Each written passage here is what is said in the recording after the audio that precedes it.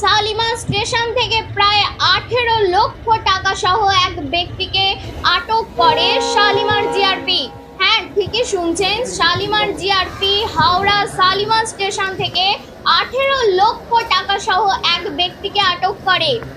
পাটনা শালিমার দুরন্ত থেকে আজ সকাল হাওড়া শালিমার স্টেশনে এসে পৌঁছয় বিনয় কুমার নামে হাওড়া পিকে ব্যানার্জি রোডের এক বাসিন্দা।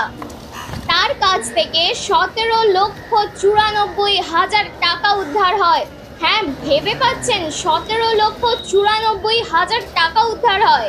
জিআরপি সূত্রে জানা যাচ্ছে, পাটনার দুরন্ত থেকে শালিমার পর্যন্ত একটি টিকিট তার কাছ থেকে পাওয়া গেছে।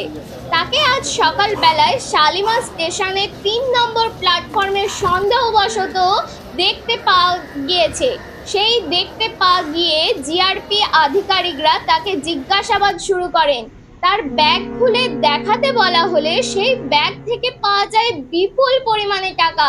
সেই টাকা গোনার পর তার পরিমাণ হয়ে দাঁড়ায় 17,94,000 টাকা। বিনয় কুমারকে জিআরপি আধিকারিকরা এত পরিমাণ টাকা সূত্র জানার বা বৈধ কাগজপত্র দেখাতে বলা হলে তিনি কোনো রকম কাগজপত্র দেখাতে পারেন না এবং তার সদ উত্তরও দিতে পারেননি।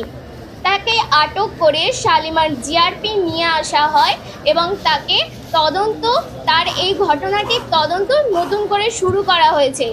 কোথা থেকে এত পরিমাণ টাকা পেলেন তিনি, এই নগদ টাকা কোথা থেকে নিয়ে আসছিলেন তিনি, এখনো পর্যন্ত তার কোনো উত্তর জানা যায়নি। স্টুডিও থেকে এতক্ষণ আপনাদের সাথে ছিলাম আমি ঐন্দ্রী। এরকম আরও নতুন আপডেট পেতে চোখ রাখুন শুধুমাত্র রয়্যাল বাংলার পর্দায়।